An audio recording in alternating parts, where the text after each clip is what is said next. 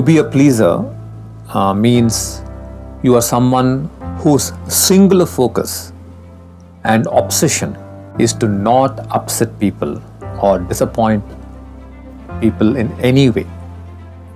Is that possible?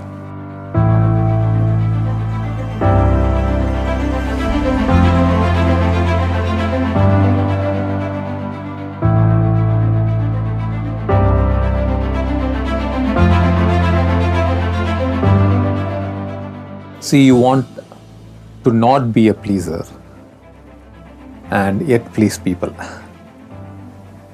That's exactly how a pleaser thinks. This thinking, you must understand, is sourced in a contradiction within you. On the one side, you feel hurt because you tried hard to please someone and that person disappointed you or did not respond in the way you wanted him or her to respond. And on the other hand, you do not want to lose love by not pleasing others. You are craving for love. So you want to play a safe game this time. So what you must see first is that you are caught between hurt and fear. You have to understand this. Let us first understand who a pleaser is. To be a pleaser means you are someone whose singular focus and obsession is to not upset people or disappoint people in any way. Is that possible? But unfortunately, this is the obsession. And this is an obsession you have cultivated in yourself because you believe that by being people's pleaser, you can win people's love and their acceptance. Am I right or not?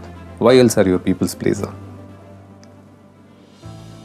When you begin to see the actual reason, the truth why you are wanting to be a pleaser with each and every person, your friends, your parents, your teachers, then you will see the stupidity and the futility of holding on to it.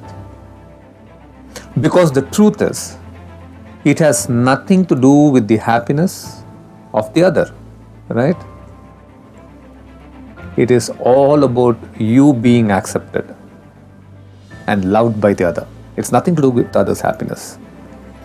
You are desperately trying to win their approval and their acceptance through pleasing. Otherwise, you'll go mad and probably make others also mad.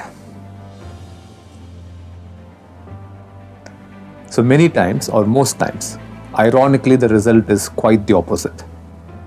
The very people that you set out to please become so displeased with you and they hurt you and disappoint you. And what happens to you? You end up being in a worse place from where you started out to be. So let me narrate to you a very funny story. And it's a very funny story to explain this. And I want you all to pay attention because it's really funny. Once a father and a son, they were family of washermen, set out for their morning duties from village to village to pick up the dirty laundry from people's homes. So they had one donkey to carry all the load. And since the donkey had no load on it, because they were just starting off, setting out, the old man sat upon it to have a ride.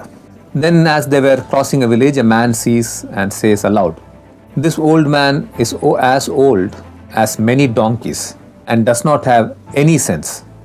He is so inhuman, he is torturing this poor animal by riding upon it."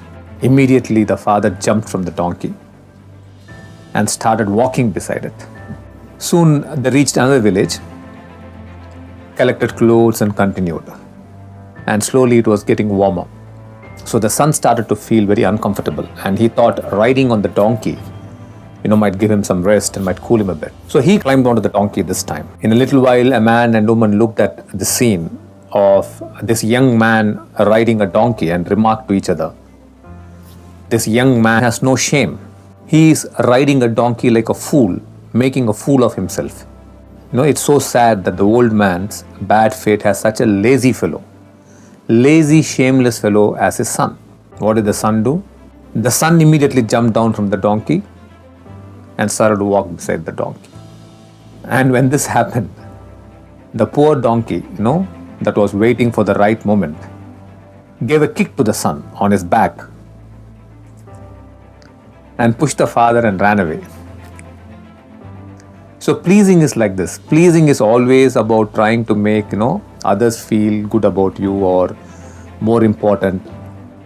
It's all about you than the happiness of others. It's like this father and son who just went on, jumping off the donkey because someone else said something. Probably the son was truly tired. Probably the father was wanting to just have a fun ride. But at last the donkey got frustrated and gave the son a kick. And that's what happens in many of your lives, right? The unexpected kick comes.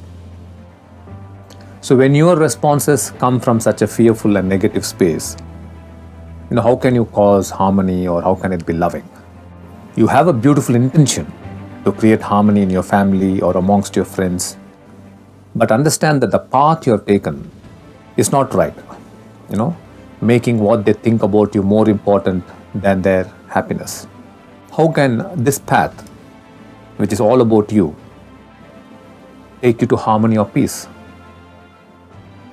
So think about it as youngsters. You will end up feeling disappointed in yourself, end up hurting the ones whom you want to please. And that is why you have to come out of this compulsive, addictive need to please everyone. If you can do that, then you will be a beautiful force for peace in your world.